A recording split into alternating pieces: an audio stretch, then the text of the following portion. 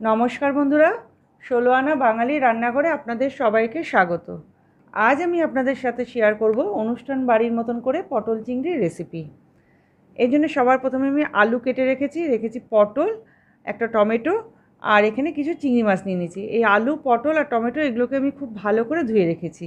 এবার এই চিংড়ি মাছটাকে আমি প্রথমে নুন আর হলুদ মাখিয়ে নিচ্ছি। দিয়ে দিলাম লবণ আর দিয়ে দিচ্ছি হলুদ। এবার এই লবণ আর হলুদটা খুব ভালো করে আমি চিংড়ি মাছের সাথে মাখিয়ে নিচ্ছি। আমার লবণ আর হলুদ মাখানো হয়ে গেছে। আমি গ্যাসের উপর একটা কড়া বসিয়ে দিয়েছি। কড়ার মধ্যে আমি 2 চামচ মতন সর্ষের তেল দিয়ে দিলাম। প্রথমে আমি চিংড়ি মাছটা ভেজে নিচ্ছি।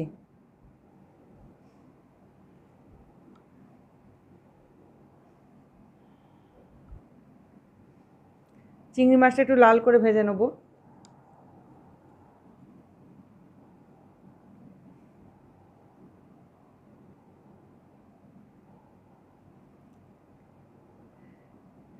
চিংড়ি মাছগুলো আমার ভাজা হয়ে গেছে। এবার চিংড়ি মাছগুলোকে আমি তুলে নিলাম। ওই তেলের মধ্যেই আমি আরও কিছুটা সর্ষের তেল দিয়ে দিলাম। এখানে আমি 3 টেবিল চামচ মতন সর্ষের তেল দিয়ে দিলাম। এবার আমি পটলগুলোকে ভেজে নেব।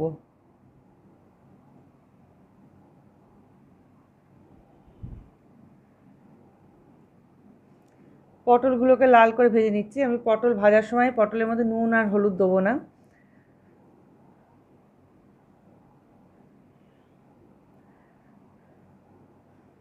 পটলগুলো আমার ভাজা হয়ে গেছে। পটলগুলো আমি এবার তুলে নেব।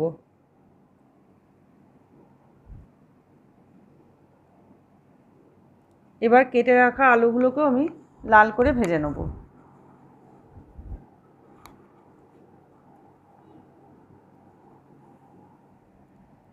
আলুগুলো যাতে একটু নরম হয়ে যায় তার জন্য আমি সামান্য একটু লবণ আর সামান্য একটু হলুদ দিয়ে দিলাম। দিয়ে আলুগুলোকে আমি লাল করে ভেজে নিচ্ছি।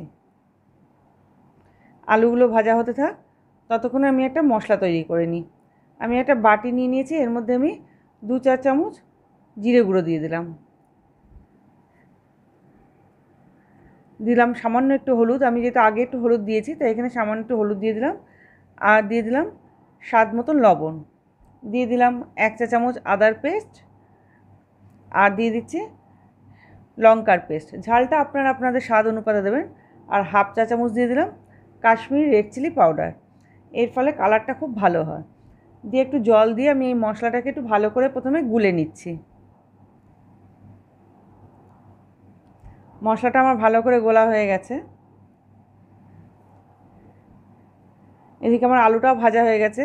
আমি আলুগুলোকে এবার তুলে নিচ্ছি। ওই তেলের মধ্যে আমি দিয়ে দেবো 2টো তেজপাতা ছিঁড়ে।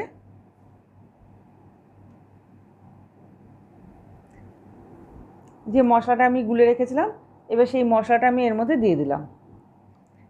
মশলার বাটিতে একটু জল দিয়ে সেই জলটাও আমি এর মধ্যে এবার দিয়ে দেবো।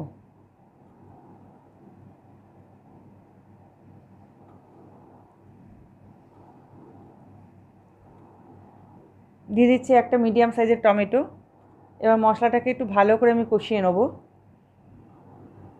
গ্যাসের ফ্লেমটাকে কিন্তু লো টু মিডিয়ামে রেখে এই কাজটা আমি করছি। মশলাটাকে খুব ভালো করে একটু কষিয়ে নিতে হবে।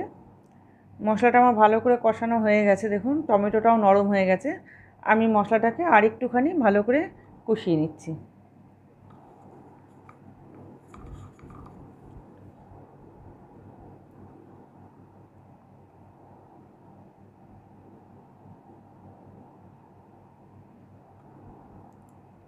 এবার আমি এর মধ্যে দিয়ে দিচ্ছি, আমি এখানে 7-8টা কাজু বাদাম পেস্ট করে রেখেছিলাম, সেই কাজু বাদামের পেস্টটা দেওয়ার পর ওই মশলার সাথে আবারও খুব ভালো করে একটু মিশিয়ে নিয়ে কিছুক্ষণ সময় ধরে এটাকে আর একটু কষিয়ে নেব, যতক্ষণ না এই মশলার থেকে তেল ছেড়ে দেয়।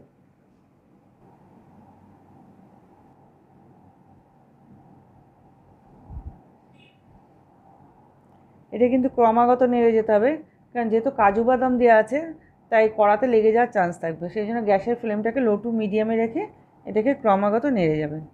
মশলাটা আমার কষানো হয়ে গেছে। এবার ভেজে রাখা আলু, পটল আর চিংড়ি মাছটা আমি দিয়ে দিলাম। দিয়ে খুব ভালো করে মিশিয়ে নিচ্ছি।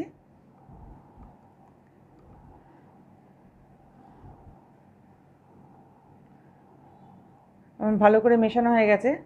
এবার আমি দিয়ে দেবো জল। আমি এখানে গরম জল করে রেখেছিলাম, সেই গরম জল দিয়ে দিলাম। গরম জল দিলে কিন্তু রান্নার স্বাদটা দ্বিগুণ বেড়ে যায়। তাই যে কোনো রান্নায় যদি গরম জল দেওয়া যায় তাহলে তার টেস্টটা খুব ভালো হয়। আমি এখানে গরম জল দিয়ে দিলাম। এবার চাপা দিয়ে দিচ্ছি। গ্যাসের ফ্লেমটাকে লো টু মিডিয়ামে রেখে 5 মিনিটের জন্য চাপা দিয়ে দিচ্ছি, যাতে সব কিছু ভালোভাবে সেদ্ধ হয়ে যায়। 5 মিনিট পরে আমি ঢাকাটা খুলে নিলাম। ঢাকাটা খুলে আমি আবার ভালো করে একটু মিক্সড করে দিচ্ছি।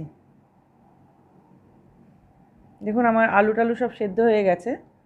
আর যে ঝোলটুকু রয়েছে এই ঝোলটুকুকে আমি আর কমাবো না, কারণ যেহেতু এর মধ্যে কাজু বাদাম দেওয়া আছে তাই ঠান্ডা হলে এটা কমে যাবে।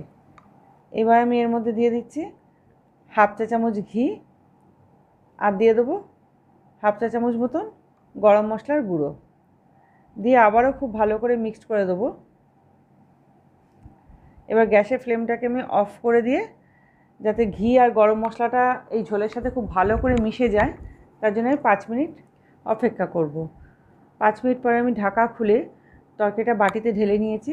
আর আমি যেভাবে এই আলু পটল চিংড়ি মাছের রেসিপিটা করলাম, আপনারাও এইভাবে করে দেখবেন, একদম অনুষ্ঠান বাড়ির মতনই টেস্ট পাবেন। তাহলে বন্ধুরা, আমার আজকের রেসিপিটা যদি আপনাদের ভালো লেগে থাকে, আমার চ্যানেলটাকে সাবস্ক্রাইব করে দেবেন, পাশের বেল আইকনটা টিপে দেবেন, যাতে আমি নতুন কোনো ভিডিও ছাড়লে তার নোটিফিকেশন আপনারা পেয়ে যান। লাইক করবেন, কমেন্ট করবেন আর প্রচুর প্রচুর শেয়ার করবেন। তাহলে আজকের মতন এই পর্যন্ত। নেক্সট ভিডিও নিয়ে আমি আবার ফিরে আসছি।